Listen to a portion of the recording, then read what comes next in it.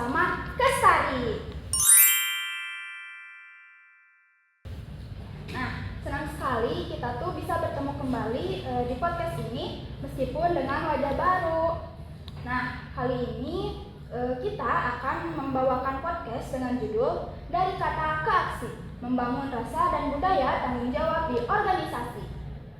Nah, dalam 30 menit ke depan, saya, Kaisa Azahra, akan menemani podcast ini bersama tamu hebat di episode kali ini. Nah, sebelum memasuki sesi diskusi, jangan lupa untuk subscribe channel kami di Hima Diksa Tresya IKIP Siliwangi.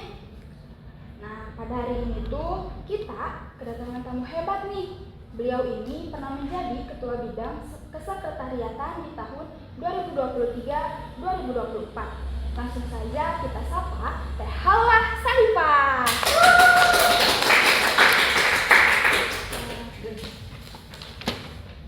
Halo Teteh, apa kabar? Halo, sehat-sehat, alhamdulillah. Nah, sebelumnya ya Teh, aku mau izin menjelaskan dulu nih ke teman-teman gitu mengenai tanggung jawab apa aja sih yang kita emban gitu di bidang Kestari.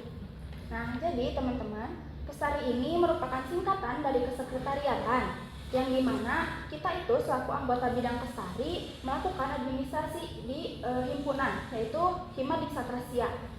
Nah, administrasi ini tuh bisa berupa mengarsipkan surat-surat, terus mengatur serta mengelola data administrasi Hima Diksa Tresya, menyusun dan memperbarui gitu daftar inventaris barang milik Hima Diksa Tresya, dan juga kita menjaga kondisi ruangan sekretaris serta fasilitasnya. Nah, kurang lebihnya begitu mungkin, betul gak Teh? Ya, betul, kurang lebihnya ya. Ya. Nah, kita langsung mungkin ya Teh? Boleh? Ayo. Oke. Aduh, maaf ya. Banyak gak ini pertanyaannya ini? Aduh, banyak ini mah Teh. Kayaknya sampai Aduh, sore ini kayak sih. lagi TO ini tuh. Nah, Boleh. oke, kita mulai ya. Jadi, kesibukannya Teteh itu apa sih? Pastinya lebih sibuk dong ya kalau sekarang tuh gitu. Apalagi kan kita semua tuh tahu gitu Teteh tuh jadi anggota DPM gitu. Kesibukannya ya mungkin tentunya kuliah mungkin yang pertama pasti kuliah ya. Karena kebetulan sekarang tuh angkatan 2020 itu sedang ada pemadatan karena mungkin sedang dikejar oleh Gisma ya ini teh, makanya harus segera selesai gitu si perkuliahan tuh, makanya cukup padat karena kuliahnya tuh dari jam 6:30 sampai jam 6:30 biasanya. 7 malam. Ya betul. Nah itu lumayan ya, mata jangan kan ya 3 jam juga udah gak masuk ya sebenarnya. Tapi ya ini mah dipaksa-paksain. Terus ya mungkin di DPM adalah mungkin, tapi kalau dibilang lebih sibuk sekarang kayaknya bisa iya bisa enggak sih sebenarnya. Karena waktu dulu di Diksa pun sibuk, tapi sibuknya sibuk ngurus sekre. Iya betul. Beda ya, sama sih ngurus sekre sekarang juga, tapi ya bedanya sekarang mah bisa minta tolong gitu. Minta tolong ke anggota lain gitu. Betul gitu. Iya. Berarti boleh dong rate gitu, seberapa sibuk sih Teteh sekarang gitu? Aduh, berapa ya?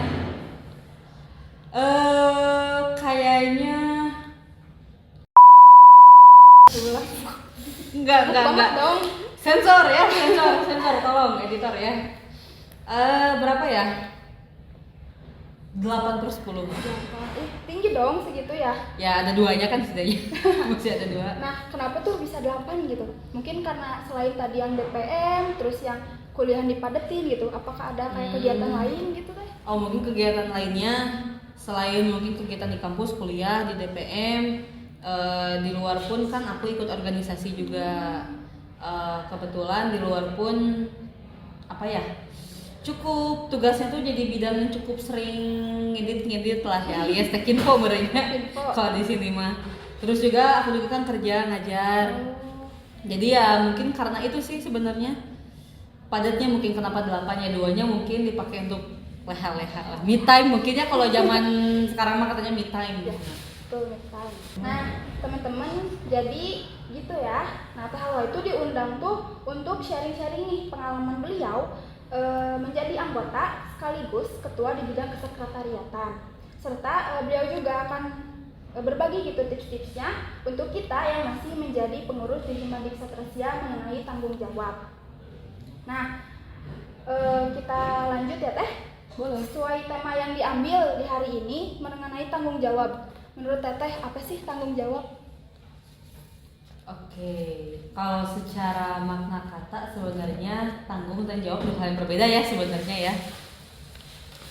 Tanggung jawab kalau menurut aku gak akan memberikan arti secara harfiahnya, tapi aku ingin memberikan secara makna menurut aku aja ya, gak apa? Boleh dong. Menurut aku tanggung jawab itu sesuatu hal yang harus diselesaikan. Mau sampai kamu guling-guling berdarah apapun harus diselesaikan. Jadi menurut Teteh tuh yang harus diselesaikan gitu, selesaikan gitu tanggung jawab Teh. Iya. Mau seberat apapun gitu Teh, Betul. sampai nangis darah juga gitu. Iya, harus ya, mau sambil lari sambil berdarah juga ya. Berarti berat dong ya Teh kalau tanggung jawab tuh. Betul, karena yang namanya tanggung jawab mah kayaknya gak ada yang hampang sih. Toh kita sendiri pun tanggung jawab ngerawat diri sendiri pun kan berat. Iya. Pertanggungjawaban kan sama-sama di akhirat ya kan? Iya, betul. Iya, makanya itu berat. Harus selesai, kalau nggak selesai kita di dunia selamanya. Iya sih. Nah, kita lanjut. Lalu menurut Teteh itu tanggung jawab dalam konteks pribadi dan profesional dalam organisasi itu kayak gimana? Tanggung jawab dalam konteks pribadi dan profesional. Iya. Gini, mungkin kita ambil dari segi organisator, mungkin kita sebagai organisator, karena kan kita ini membahas dan juga mungkin sasarannya untuk mahasiswa yang tentu udah punya tanggung jawab yang lebih dan banyak gitu daripada seorang siswa, karena kan maha ya. Iya. Apalagi teman-teman di sini kan seorang organisator, tentunya teman-teman datang ke sini pun karena tanggung jawab, betul nggak? Betul. Pasti. Betul. Dan saya rasa pun Teteh pun menjadi moderator karena tanggung jawab, betul kan? Nah, begitupun saya datang karena saya diberikan tanggung jawab untuk menjadi pengisi seperti itu. Nah, dalam organisasi yang namanya tanggung jawab itu tadi seperti yang saya bilang suatu hal yang harus diselesaikan karena ketika kita diberikan amanah, sebenarnya harus kita tahu tuh ini mah urusan dengan diri kita sendiri dulu saja. Jangan dulu kita ngebahas profesionalitas dengan orang lain, tapi profesionalitas dengan diri kita sendiri dulu aja. Pertama, tanggung jawab itu sebagai seorang organisator seharusnya bukan lagi soal tanggung jawab untuk memenuhi kebutuhan mood diri sendiri. Betul. Itu pertama. Ya. Terus tanggung jawab nanti yang selanjutnya tanggung jawab dengan yang punya kita alias Allah. Kita diberikan amanah, toh kita pun ketika paripurna itu kan kita mengucapkan sumpah janji. Ada, kalau tidak salah ada diksi demi Allah kayak gitu kan. Nah berarti itu otomatis nantinya urusannya kita dengan Allah, dengan Tuhan kita itu mah. Nantinya itu mah ya berarti kita harus tahu dong, yang namanya tanggung jawab akan dipertanggungjawabkan wayahna. Nanti ketika di akhirat harus siap. Contohnya ketika saya menjadi ketua bidang, saya punya tanggung jawab untuk mempertanggungjawabkan proker saya dan mempertanggungjawabkan ke-6 staf saya. Nah, otomatis saya berpikir gimana caranya saya dapat sampai kepada pertanggungjawaban. Mungkin kalau di sini mah cuma sampai LPG. Ya. Walaupun nanti yang di akhiratnya mah belum ya, karena masih di sini akunya juga ya, belum di sana. Nah, kalau sekarang kita lihat dalam hubungan sesama manusia atau sesama teman di organisasinya. Nah, ini mungkin satu hal yang sering bergesekan, Ya. berbentrokan mungkinnya antara tanggung jawab itu, karena di organisasi itu biasanya tanggung jawab itu dibagi-bagi. Contohnya kayak kalian deh, di bidang tuh ada subbidang administrasi, ada subbidang sarana prasarana, itu kan bagian dari pemberian atau pembagian tanggung jawab masing-masing. Dan saya pun tahu di subbidang masing-masing pun itu terbagi lagi tanggung jawabnya, karena kan ada proker-proker. Misalkan contohnya di sarana prasarana ada 2 proker, contoh ini mah ya. Terus ada 2 orang nih misalkan. Nah, berarti kan ada pembagian tanggung jawab lagi. Nah, di situ. Nah, berarti ketika kita mendapatkan tanggung jawab atau kita diberi tanggung jawab, ya berarti kita harus pertama kita harus merasa ketanggung-jawaban. Harus merasa kita diberikan tanggung jawab dulu. Karena kalau misalkan kita nggak merasa diberikan tanggung jawab, ya kita nggak akan menjalankannya dengan baik, karena kita ngerasa kayak oh ya udah itu mah hanya sebagai omongan, bukan pemberian tanggung jawab. betul nggak? Betul. Itu jadi menurut saya apapun itu sebenarnya ketika ada gesekan apapun itu balik lagi ke diri sendiri, urusan sama diri sendirinya udah selesai belum soal tanggung jawab teh. Kalau misalkan kita nggak siap untuk menjalani amanah kita sebagai manusia, jangan berani-beraninya untuk mengambil amanah yang mempertanggungjawabkan orang lain karena berat. Aku sendiri pun sebenarnya nggak berani untuk mempertanggungjawabkan ke 6 staf aku dan kemarin teh 4 atau 5 proker. Tapi bagaimana lagi ya, ini namanya dikasih tanggung jawab mah. Tapi ya gitulah pada intinya. Teman-teman semua mungkin nanti yang menonton podcast ini ketika diberikan tanggung jawab kita harus selesaikan. Karena ini ada mungkin pepatah juga kata-kata yang selalu diucapkan oleh kakak saya. Mereka atau beliau adalah ketua himpunan Kahim Himadiksa Tresya dari angkatan 2019 dan 2020. Kang Agus sama Kang Salman, beliau selalu berkata tidak ada kewajiban manusia untuk sampai, namun wajib ada padanya kemampuan untuk menuju.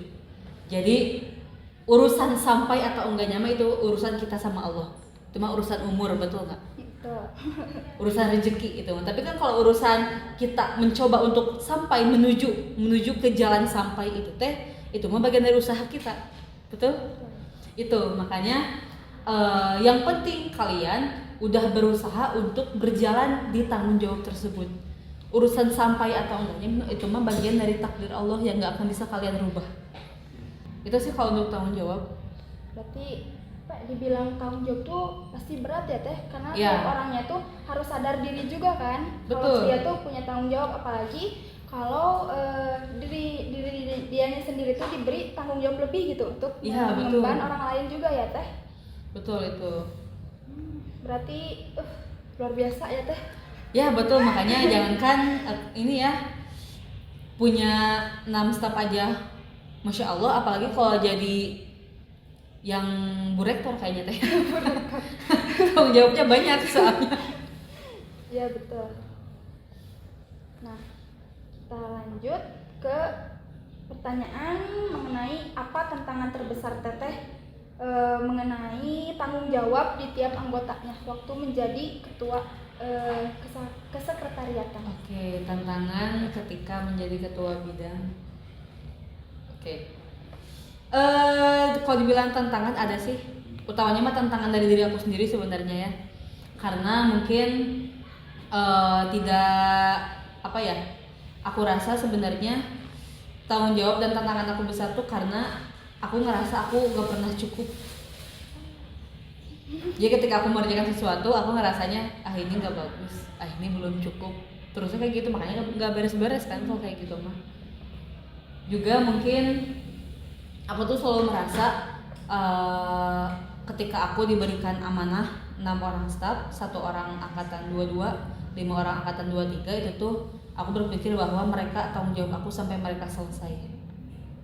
Bukan sampai aku selesai, sampai mereka selesai. Kalau misalkan aku selesai, setelah aku selesai kabit, sudah lepas. Karena kan aku selesai. Tapi aku selalu berpikirnya sampai mereka selesai. Mungkin tanggung jawab aku 1 beres. Karena apa? Karena 1 mah itu mah angkatan 22 sudah selesai. Tapi misalnya yang 5 lagi nih, yang 5 lagi kan sekarang beliau-beliau masih menjabat di Himadiksa. Mungkin kakak-kakak kamu atau ya itu. Nah, otomatis sampai sekarang pun aku masih ngerasa kayak mereka masih tanggung jawab aku. Mau dimanapun mereka, mau bagaimanapun posisi mereka, tetap mereka bagian dari tanggung jawab aku. Gitu. Karena kalau soal bicara tantangan itu mah mungkin pasti ada ya, dan aku rasa mau bidang manapun tantangan utamanya akan sama. Koordinasi, birokrasi, komunikasi. Itu tantangannya pasti di mana-mana teh. Kalau kita ngerasa capek, berarti dari 3 itu ada yang salah.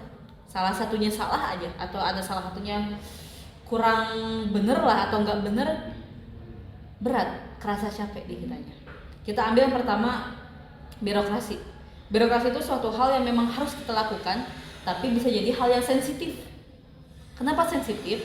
Karena birokrasi ini dikaitkannya dengan posisi kita. Contohnya birokrasi.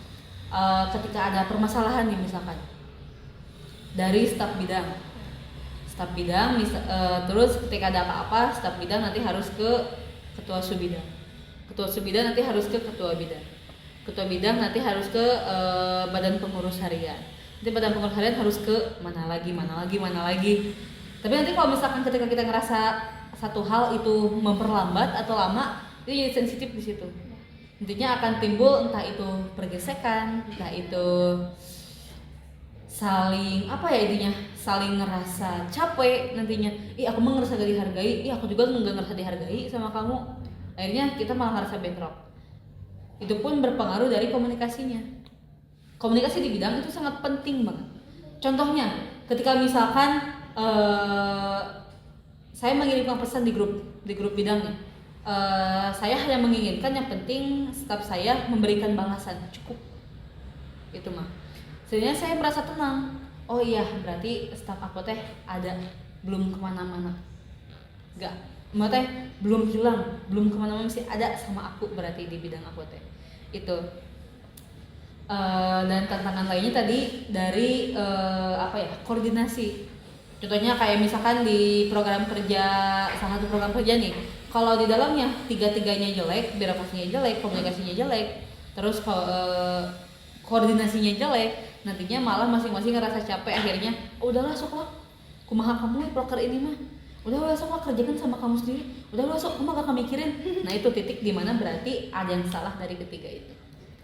Itu pun yang aku rasakan selama menjadi ketua bidang gitu. Karena kan tentu 5 atau mungkin 6 staf aku dan mungkin 5 anak aku tuh mereka punya karakter yang benar-benar beda semuanya.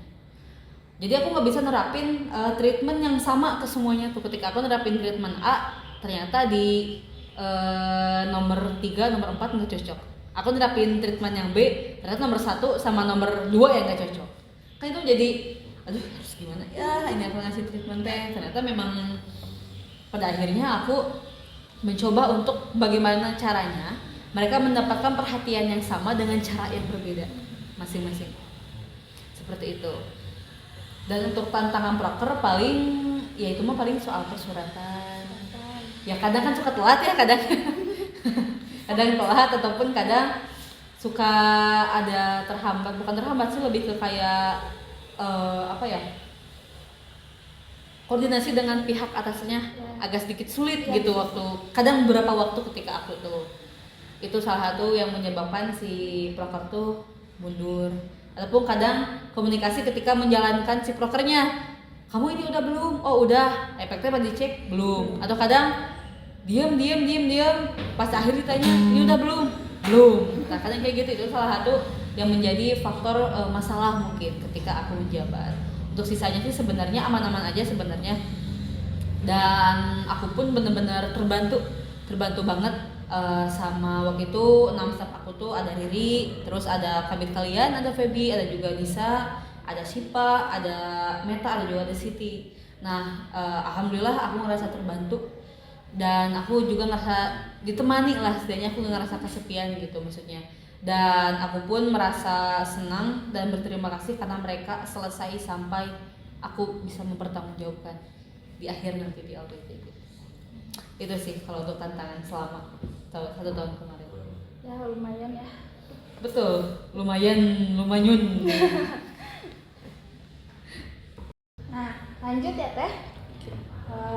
Pertanyaannya tuh, jadi seberapa penting nih komunikasi itu dalam memastikan semua anggota yang Teteh emban waktu itu memahami gitu tanggung jawab mereka masing-masing di tiap prokernya gitu.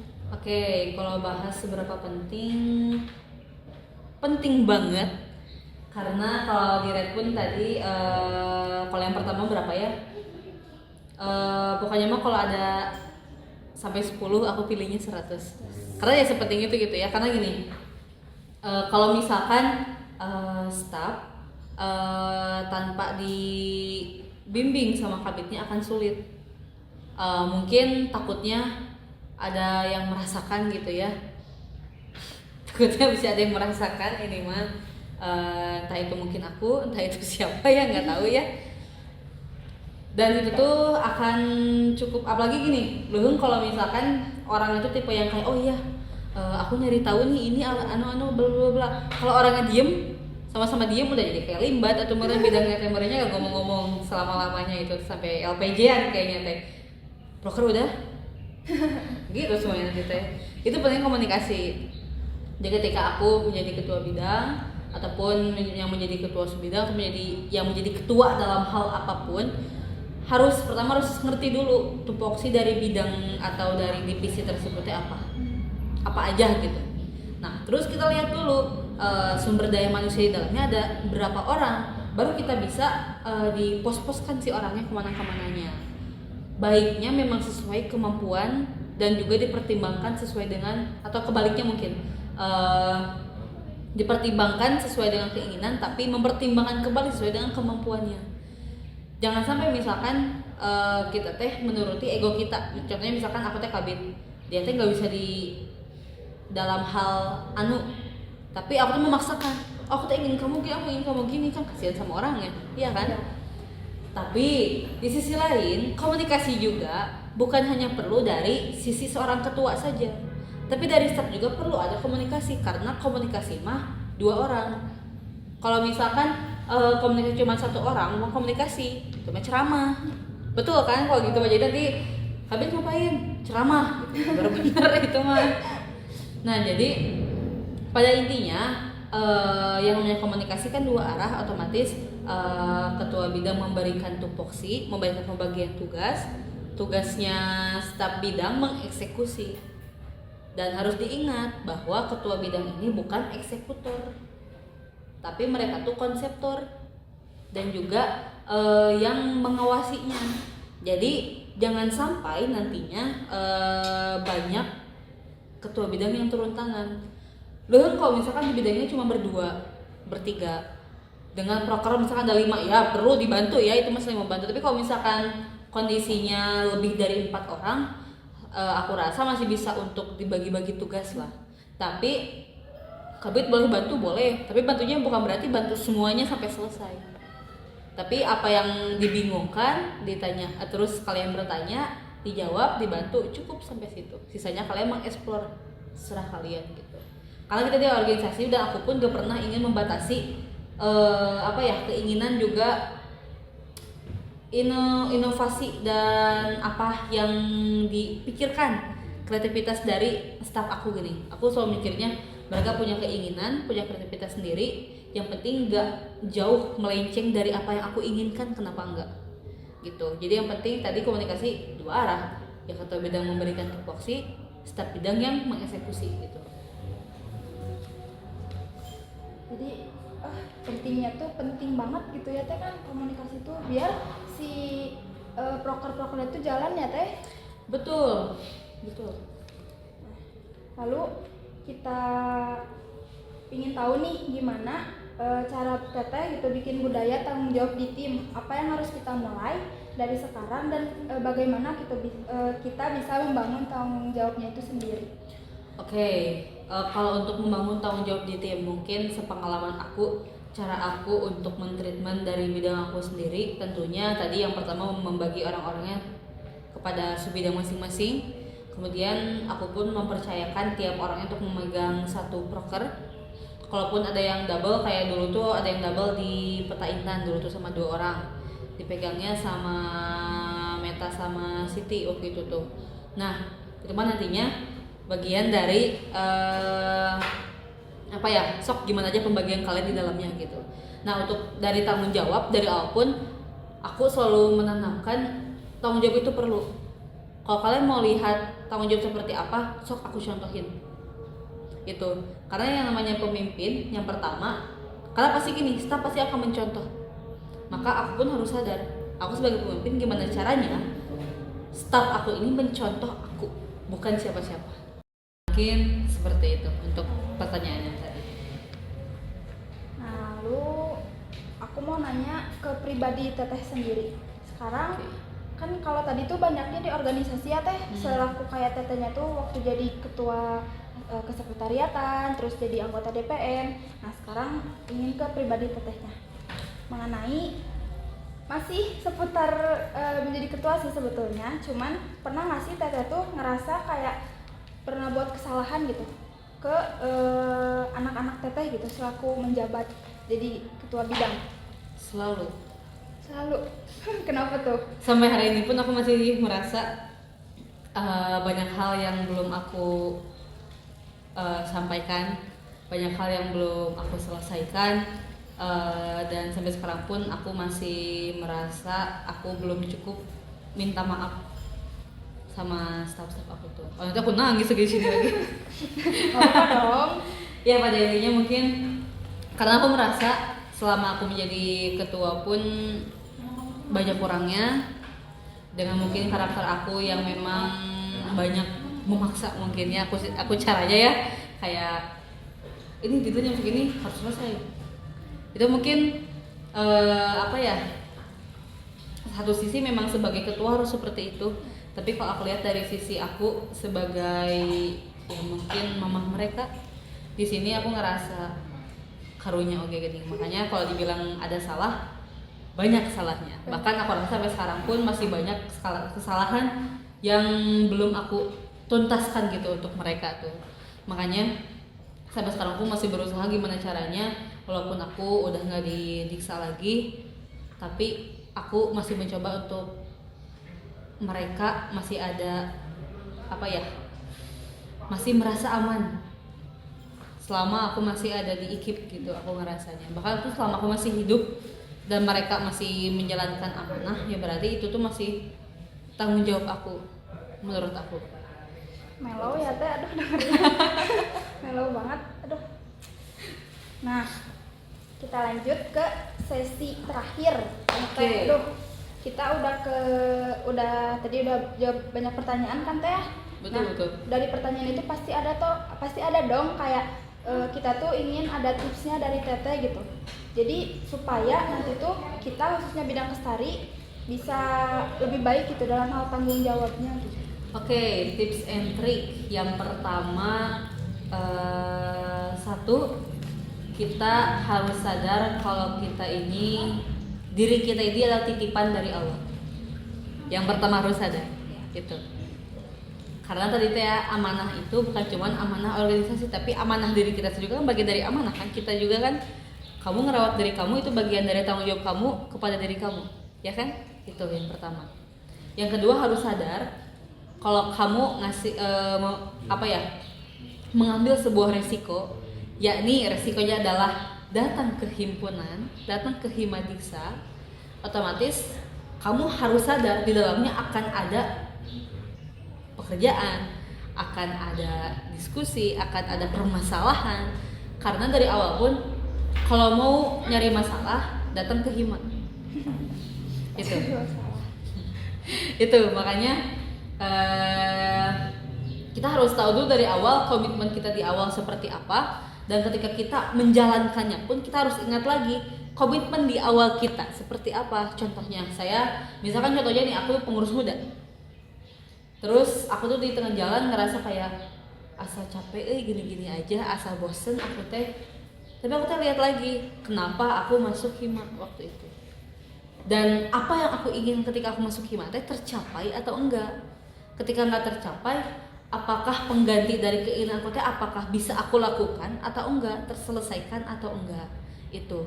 Terus yang ketiga, soal tips and trick untuk kita untuk merasa ada rasa tanggung jawab gitu ya. Kita harus sadar kalau kita bekerja bukan untuk diri kita sendiri. Kalian pengurus itu orang yang mengurus, bukan orang yang diurus. Pertama itu. Yang kedua, kalian pengurus Hima punya anggota. Siapa anggota? Mahasiswa. Itu kalian pemimpin untuk mahasiswa. Makanya harus sadar, kalian kerja bukan buat diri kalian sendiri, dan kalian kerja bukan dengan diri kalian sendiri, tapi kalian kerja bersama-sama. Contohnya di bidang mereka doang, misalkan satu orang dari kalian teh. Kira-kira kalian sebel nggak? Sebel dong. Bawanya kan sampai ngejitak merinya ke orang itu. Kamu meni sakahayang misalkan. Kayak gitu kan? Itu contohnya. Jadi dia harus sadar kalau kita kerja sama orang lain, ya berarti harus ada sisi sosial yang kita tunjukkan gini.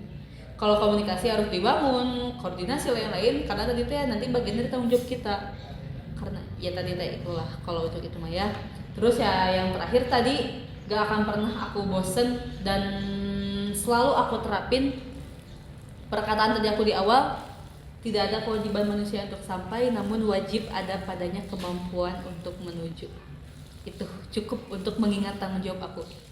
Karena aku pun datang dengan aku melihat kakak-kakak aku, terutama mungkin izin untuk aku menyebutkannya, Akang Teteh, Kang Salman Teteh Anggi. Beliau Kahim dan Wakahim angkatan 2020, Hima Diksa tahun 2022. Beliau itu panutan aku sejak aku Sparta. Makanya aku selalu ngerasa aku harus jadi kayak mereka. Sampai sekarang pun aku masih kayak gitu. Itu yang membuat aku bertahan, selain dengan aku bertahan karena aku punya staff dan juga karena ada teman-teman dua-dua. Itu alasannya, karena aku punya goals, aku harus kayak mereka. Mereka keren, aku harus jadi orang yang keren kayak mereka. Aku tak ingin, gimana caranya aku nganggap orang keren, aku ingin juga merasa titik sampai aku tuh ketika orang merasa aku itu keren. Itu cukup. Hebat banget sih ini tips-tipsnya ya. Jadi semoga gitu untuk kita selaku anggota kesekretariatan tuh bisa mengaplikasikan itu semua agar kita tuh bisa merasakan bahwa kita tuh punya tanggung jawab gitu di bidang ini ya, biar bidang itu lebih baik gitu ke depannya ya Teh. Nah teman-teman, dari apa yang disampaikan oleh Teh Halwa tadi tuh sangat bermanfaat kan di dalam hal tanggung jawab di organisasi, apalagi bagi angkatan 24 selaku pengurus muda gitu di Hima Diksa Trasia. Nah, tapi Teh sedih banget nih, kita udah sampai di penghujung acara. Ya, udahan ini Teh. Ya, udahan. Gak kan 24 jam ya kita podcastnya. Gak kuat Teh. Gak kuat.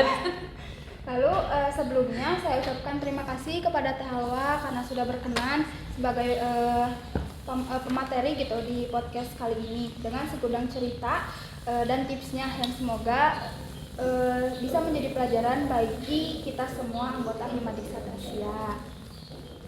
Nah, sebelum podcast ini ditutup, boleh dong Teh kasih gitu kata-kata untuk hari ini. Kata-kata hari ini kayak kagumnya gitu. Kata-kata hari ini aku ingin pakai kata-kata yang ini tuh apa ya, slogan dari Bidang Lestari. Ada yang tahu nggak di sini kira-kira?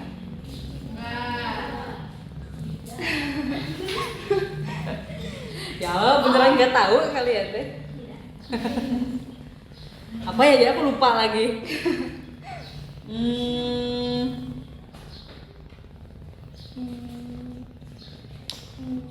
Oke, mungkin aku ubah aja kata-katanya kayak gitu Maya. Maaf ya teteh pendahulu yang aku rubah kata-katanya. Nggak ketang, pada intinya kata-kata hari ini rumah kita, ini tempat kita belajar. Sesakit apapun kan ku lewati. Kayak lagu ya. Ya itu kata-kata terakhir dari aku. Nggak terakhir ya, kayak orang mau meninggal. Kata-kata dari aku masih yang tadi, terus aku tambah lagi aja. Jadikanlah setiap orang sebagai guru dan jadikanlah setiap tempat sebagai sekolah. Itu jangan pernah berhenti untuk berjuang sampai Allah berkata cukup, untuk sudah waktunya untuk kamu pulang. Gitu deh. Wow, katanya luar biasa. Nah teman-teman, karena podcast ini sudah berakhir, maka stay tune terus ya di Pokari Podcast bersama Kesari episode selanjutnya.